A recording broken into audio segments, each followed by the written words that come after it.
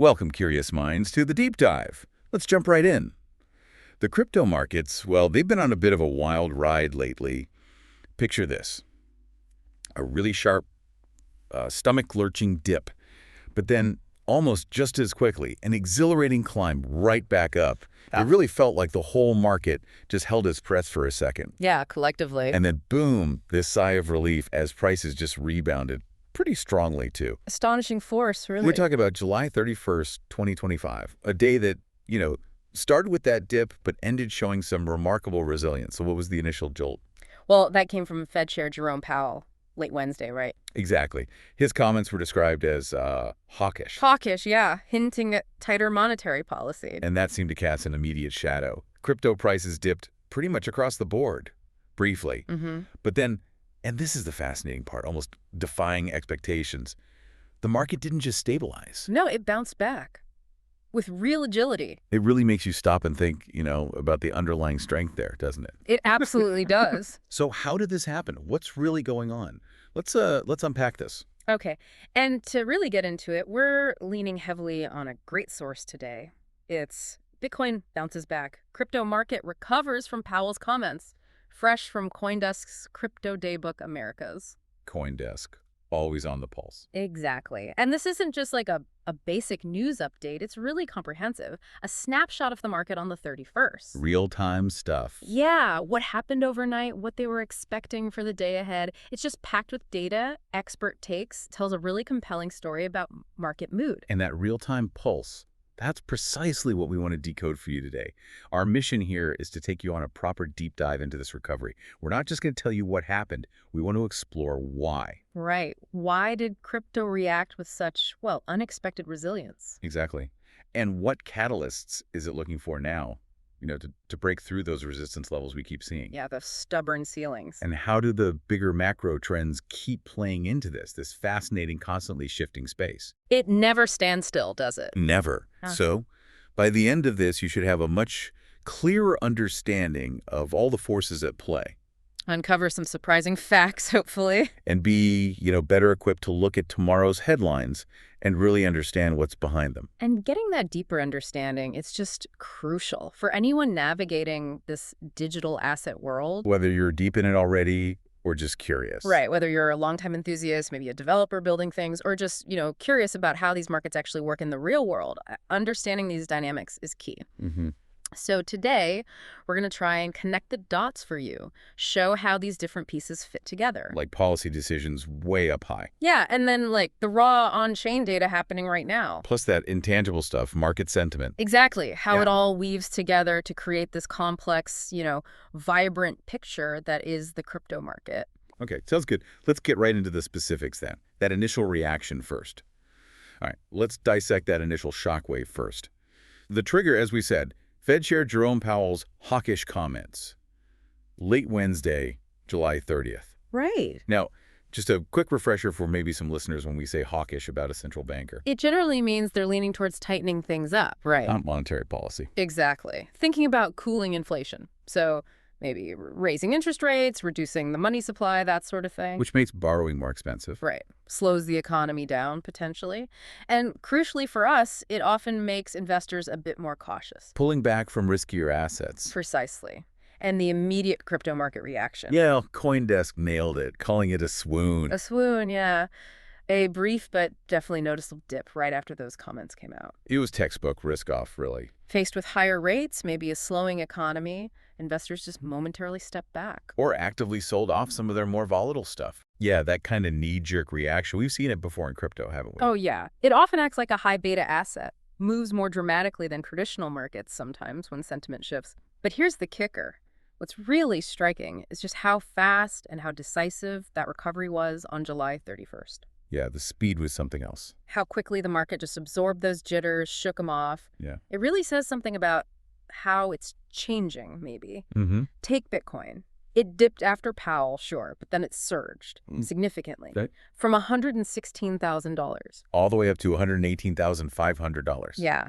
For an asset that size, that market cap, that's a big move in a really short time. Indicates some serious buying pressure was there. And it wasn't just Bitcoin either. No, the report mentioned others followed suit. Right. Ether, XRP, a whole bunch of other major altcoins jumped back too, showed a pretty broad recovery across the board. Okay. But here's where it gets even more interesting. We saw this significant outperformance from the CoinDesk 80 index. The CD80, right. Yeah. Tracks a wider range of assets. Exactly. It traded over 2.5% higher that day, which is noteworthy because it really outpaced the CoinDesk 20 index. Which focuses more on the big guys, the established coins. Precisely. Okay, that CD80 outperformance. Yeah. That is interesting because it suggests a stronger recovery in the smaller tokens, right? Yeah. Things like Toncoin, which has been active, and even some meme coins like Shiba Inu. See, my first thought, maybe counterintuitively, would be that in a downturn, people would flock to Bitcoin or Ether as like the safer bets within crypto. The flight to quality within the crypto space itself. Yeah. So what does this outperformance from the smaller, maybe more volatile stuff tell us? What kind of capital was jumping back in so fast? Was it big institutions or? That's a great point. And yeah, it does seem a bit backwards compared to traditional markets, doesn't it? Right. TradFi, after hawkish Fed comments, you'd expect money flowing into large cap, stable stuff. Exactly. But in crypto, this kind of CoinDesk 80 outperformance often points towards retail investors. They're often quicker to jump back into those higher beta assets. They show strong conviction. So less cautious than maybe some institutions sticking to the big names during uncertainty. Potentially, yeah. It suggests this deeper belief, maybe across a wider part of the market, that any dip, even one triggered by Powell, is just a quick buying opportunity. Not a fundamental change in the weather. Right. More like a brief shower. It's kind of a sign of the market's internal resilience, maybe shows that buy the dip mentality is just incredibly strong among individuals. But it does raise that question, doesn't it? Does this quick return to higher risk assets mean the market's maturing, pricing things in faster? Or is it just, undiminished speculative excitement, where volatility is almost part of the appeal? Exactly. Is it a feature, not a bug? That's the question. Okay. But despite that impressive bounce, the source, CoinDesk, points out something crucial. The market overall. It stayed within its recent price ranges. Right. So it recovered the loss, but didn't break higher. Exactly. It bounced back from the dip, but then just sort of held its breath again. Still searching for those catalysts, The things needed to really punch through those resistance levels and start a new, sustained climb. Yeah. Like it sighed relief, but then realized it was still stuck in the same room waiting for a door to open. And that waiting game is exactly what Alex Kopsikovic talked about. He's the chief market analyst at FX Pro. What did he say? He put it pretty plainly, referring to Bitcoin. The market still needs drivers to storm $120 sky. Okay, $120,000. That feels like a big one. Yeah, it's likely a major psychological hurdle and probably a technical resistance point too. So breaking through something like that needs more than just recovering from a quick dip. Definitely. It needs a strong positive story or some fundamental shift in the market's conditions to really get buyers excited enough for a sustained push. Otherwise, you just get this sideways action. Capital sitting on the sidelines waiting for the next big news. And adding to that whole searching for catalysts feeling was the anticipation around that U.S. White House report, the one on digital asset development. Oh, yeah. There was a lot of buzz about that potentially being a big deal. Right. People were hoping for maybe some clarity, maybe favorable rules, even like a strategic plan for adoption that could really light a fire under prices. A potential game changer. So what did it deliver? How did it impact those hopes? Wow. According to CoinDesk, the report did not contain any details that could inspire new buyers. Ouch. That's underwhelming. Yeah. Instead of paving a new path, it seemed to just reinforce crypto's tendency to follow the trends of macroeconomics and traditional finance. So no independent boost from U.S. policy there? Not really. Felt like a missed opportunity, at least in terms of market sentiment right then. Definitely. And one of the most kind of glaring things missing, which C.J. Burnett pointed out really strongly. He's the chief revenue officer at Compass Mining. That's the one. He highlighted the report's complete silence on the idea of a strategic Bitcoin reserve. A strategic Bitcoin reserve. What does that actually mean? Well, conceptually, think of it like a country holding gold or foreign currencies in its national reserves. Okay. It could be the U.S. government actually holding Bitcoin. Maybe to diversify reserves, hedge against inflation, use it for international trade, maybe even as a strategic asset in this increasingly digital world. So it signals government taking Bitcoin seriously at a very high level. Exactly. The very idea suggests that. And Burnett's critique was sharp. He said the silence on this front risks ceding influence to more aggressive actors abroad. Because, he argued, its omission creates unnecessary uncertainty. Uncertainty. The market hates that. Absolutely. Especially when you're trying to mature, attract big institutional money, grow within a clear set of rules. So why is clarity so crucial here? Well, think about it. If the government stance is unclear or just silent, it creates regulatory ambiguity. Which scares off the big players. Precisely. Institutions need certainty, predictable rules, before they commit serious capital. Without a clear U.S. strategy, especially one that even considers something like a national Bitcoin reserve, the global implications are huge. You mean other countries might get ahead? We're already seeing it, aren't we? El Salvador made Bitcoin legal tender. Places like the UAE are actively creating frameworks to attract crypto businesses. So the U.S. risks falling behind. Yeah. In innovation, in attracting capital, talent, influence in this whole digital finance race, if the U.S. doesn't set a clear, proactive strategy, that silence creates a vacuum. And other places are happy to fill it. Exactly, which is a big strategic worry for the U.S. down the line. This really does highlight that tension, doesn't it? On one side, you've got the crypto market itself, this sort of internal drive for growth, for breaking barriers, fueled by tech and community. Yeah, that inherent desire for upward momentum. But on the other side, you have this external world government policy, traditional finance, often moving slowly, acting like this gravitational pull. Holding it back sometimes. Why do you think policy is still such a huge factor for crypto? Even when its whole ethos is about decentralization, moving beyond traditional systems. That's a fundamental paradox, isn't it? It really seems like it. Like it's trying to run free, but it's still on this very long, very strong leash held by the traditional world. Yeah, that's a good way to put it. It needs the legitimacy and the rails that regulation provides to go mainstream, but that same regulation can feel like it's stifling the core innovation. It's a constant balancing act. Okay, let's pivot now. Let's shift focus a bit. Because yes, macro trends, government policy, they're huge. But there are equally powerful signals coming from inside the crypto market itself. Right, the internal dynamics. And these often give different insights, sometimes, a more optimistic view than just looking at the external stuff. Yeah, this is where you see the fundamental strength, the innovation really bubbling up, especially in the on-chain data and ecosystem growth. Absolutely. And what's really insightful here comes from Glassnode. They're a top on-chain analytics firm. What did they find? They recently noted that Bitcoin is showing signs of, and this is their word, euphoria, similar to what they saw at previous all-time highs. Euphoria, that's a strong word. What's that based on? It's based on some pretty sophisticated math. Standard deviation studies using a metric called unrealized profit as a percentage of market cap. Okay, unrealized profit as a percentage of market cap. Can you break that down for us? Make it intuitive.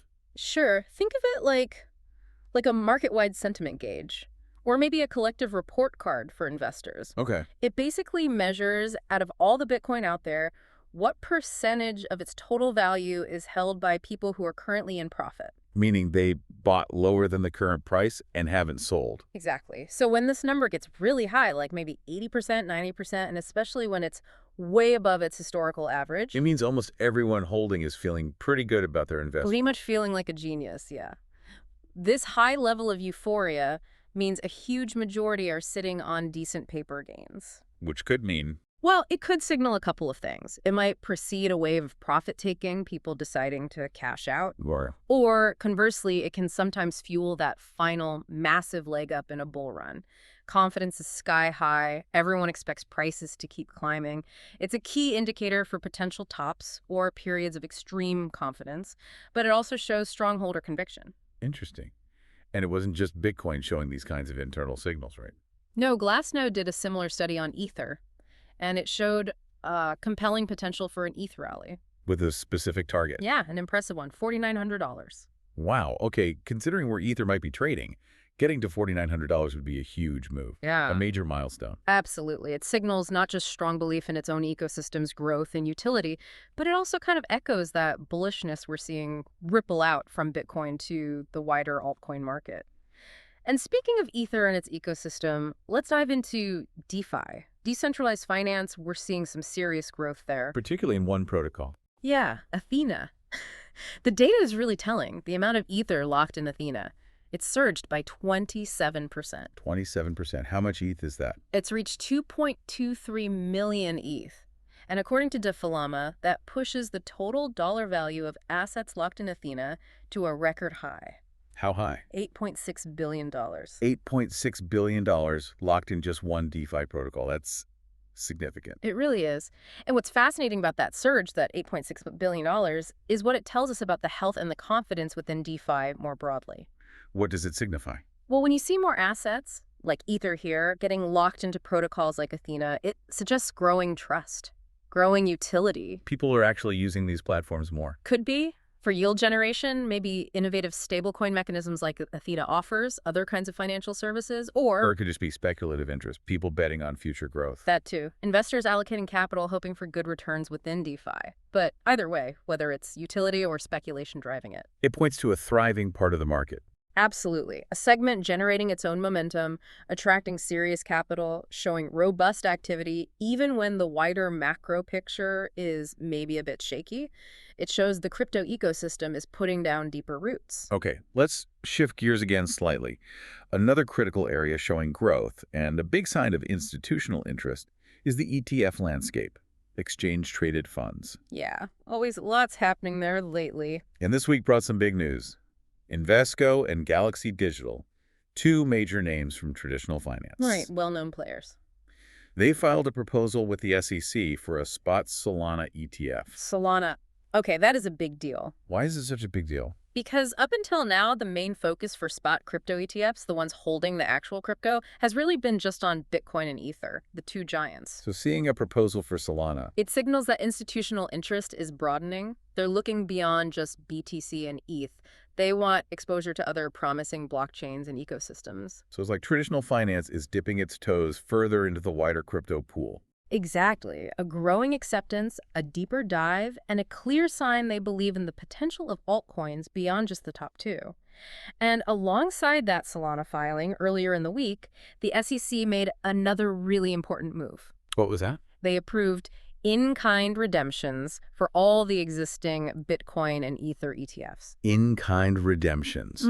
Okay, what does that mean in plain English? So instead of getting cash back when you redeem your ETF share, Like selling your stock. right, instead of cash, you get the actual underlying asset. So in this case, you'd receive actual Bitcoin or actual Ether. Why is that better? It sounds maybe more complicated. It might sound technical, but it's actually a huge efficiency gain, a game changer, really. How so? For the market makers, the firms that keep the ETF price aligned with the crypto price, it's much simpler and less risky. Okay. They don't have to constantly buy crypto, sell crypto for cash, manage cash redemptions, which can trigger taxable events and adds operational hurdles. In-kind streamlines their whole arbitrage process. Arbitrage being how they keep the ETF price tracking the real Bitcoin or Ether price. Exactly. And for you, the investor, this translates directly into benefits. Like what? Tighter bid-ask spreads, meaning the gap between the buying price and selling price is smaller. You pay less when you buy, get more when you sell. Okay, that's good. It also means the ETF can track the underlying crypto price much more accurately. Less tracking error. So it makes the ETFs just better tools. Much more efficient, more cost-effective, and honestly, more palatable for big institutions. It's a really significant step towards crypto being more seamlessly woven into traditional finance. Real market structure maturity. Okay, and one more example of internal innovation. Let's look inside the Solana ecosystem specifically.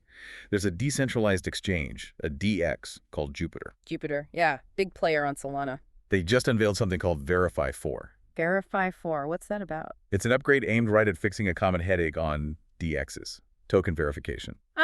Knowing if a new token listed is legitimate or, a scam? Exactly. Verify 4 promises faster approvals and clearer guidelines. They've brought in new criteria for getting that check mark. Like what? Things like organic scores, looking at real community engagement, social validation, checking for genuine social media presence, not just bots, and liquidity, making sure there's actually enough trading volume to be viable. Makes sense. Robust checks. And get this, if you're launching a token and need it verified fast, there's an optional express 24-hour review. For a price, I assume. Yeah, for burning 1,000 JUP tokens, Jupiter's own token. This kind of innovation from Jupiter, if we connect it to the bigger picture, it's absolutely critical. Why's that? Because it tackles those fundamental issues of trust and efficiency in decentralized trading head-on. Which could have been problem. Big problems. In a world where anyone can spin up a token in minutes, figuring out what's real, what's quality, what's safe, that's essential for users. It protects people from scams, rug pulls. Exactly. Historically, token verification on DECUS could be slow, confusing, inconsistent, which allowed a lot of low-quality or even malicious tokens to pop up. So making it faster, clearer, with tough criteria. It makes the whole ecosystem safer, easier for users to engage with new projects confidently, reduces fraud risk, improves market integrity. And what does that mean for DeFi overall? It's huge for broader adoption. More trust, better ease of use. Those are the direct paths to attracting more users, more capital, and eventually getting mainstream acceptance for decentralized finance. It shows the industry is learning, maturing, building better infrastructure. So, okay, we've seen this vibrant internal world, crypto evolving, innovating, showing strengths. Yeah, definitely a lot going on under the hood. Yet, even with all that, we can't ignore the outside world. The broader macro environment, traditional markets, they still play this really significant, persistent role. That link is undeniable. Digital assets don't exist in a bubble. Nope. Take the US dollar, for example. Our source, CoinDesk, noted it continued to strengthen. The dollar index moving up? Yeah, nearing 100 for the first time since May 29th. Now, typically, a strong dollar. What does that signal? Often seen as a safe haven, especially when there's global uncertainty or interest rates are rising, like maybe after Powell's comments. Right. So when the dollar gets stronger, it can put pressure on risk assets, like crypto. Yeah, investors might shift capital out of volatile stuff and into the perceived safety, or maybe just the better yield of the US dollar. It signals caution, a risk-off mood globally. And for an even more dramatic example of how interconnected everything is, look at the commodity markets, specifically copper. Copper. What happened there? It had its biggest single-day drop on record in the traditional markets. Whoa. Biggest ever. What caused that? It was a direct result of a political announcement. President Donald Trump announced a 50% tariff. Okay. Tariffs often move markets. Right, but the nuance here was key. The tariff would not apply to refined copper metal, but only to semi-finished metal product imports. Semi-finished products. Right. Why did that specific detail cause such a massive drop in copper prices? Because those semi-finished products, things like copper tubes, wires, sheets, they are absolutely essential components for countless global industries. Construction, cars, electronics. Renewable energy, everything. By targeting those intermediate goods, the tariff directly hits the cost and availability of vital parts way down the supply chain. Disrupting manufacturing, creating uncertainty. Immense uncertainty for all those industries relying on copper. So this specific example, it just perfectly shows how a political decision seemingly focused on one area can send these huge immediate shockwaves through commodity markets. Causing price chaos, supply worries. Exactly. And those ripples, they affect overall investor sentiment everywhere, including crypto, because market participants react to shifts in global trade, supply issues, potential economic slowdowns, no matter where they originate. So it really raises that question. Yeah. How long can crypto really hope to be totally separate, totally decoupled, when the whole global economic system is this tightly woven web of policy, trade, and traditional asset performance? That copper drop is a stark reminder of just how deep those connections run. It really does hammer it home, doesn't it? Yeah. These traditional market events, maybe things happening with tariffs or commodities, they might seem worlds away from blockchain tech. Yeah, like different universes sometimes. But they still form this crucial, unavoidable backdrop, the landscape that crypto has to operate within. Those forces of traditional finance, global policy, they aren't just external pressures. They're often tangled right up in how the digital asset market moves, how it matures. You can't ignore them. So wrapping this all up, what does this mean for you, our listener, trying to make sense of this complex crypto world? Well, hopefully this deep dive has given you a good handle on things. We've looked at crypto's surprising resilience, right? Bouncing back from those macro shocks. Yeah, that quick recovery after Powell. We explored its ongoing, maybe frustrating, search for clear catalysts to break out of these ranges. Still waiting for that next big driver. And we celebrated the really vibrant innovation happening inside the ecosystem. DeFi growth like Athena, the ETF landscape evolving with Solana potentially joining, DAX upgrades like Jupiter's Verify 4 making things safer. Lots of positive internal momentum. Definitely. We also had to face that undeniable, persistent influence from the outside world. traditional finance, global policy. The strong dollar, that dramatic copper tariff news showing how linked everything is. And just to reiterate, really understanding this complex interplay, between those external pressures and all the internal innovation and community growth that is absolutely key. It's essential for navigating the space effectively. Exactly. Hopefully you've now got a real shortcut to being well-informed on how these different forces, sometimes pulling in opposite directions, are shaping the market right now and likely its future too. Okay, so here's something for you to think about, to mull over as you go about your day, based on everything we've just discussed. Considering that immediate strong recovery crypto showed after Powell's hawkish comments. And combining that with those on-chain signals like Glassnode's euphoria metric. What does that combination really tell us about the underlying mood of investors right now? And maybe about how the crypto space itself is maturing? Is it increasingly forging its own path, driven more by its own tech, its own community developments, maybe even starting to lead broader market sentiment sometimes? Or is it still fundamentally tied to the whims of traditional finance and macro forces? Just maybe reacting faster, more agilely than before, but still reacting. Which story, which narrative do you think will ultimately win out in the long run as crypto keeps pushing towards the mainstream? We really hope this deep dive gave you plenty to chew on, armed you with some new insights. And hey, if you found this discussion valuable, if you enjoyed digging into this with us, maybe consider subscribing to the channel. Yeah, leave a comment, let us know what you think, engage with the video. It honestly really helps support what we do. Helps us keep creating this kind of crypto content, boosts our visibility so more curious minds can find us. We appreciate you tuning in. We certainly do. Thanks for joining us on the Deep Dive, and we'll catch you on the next one.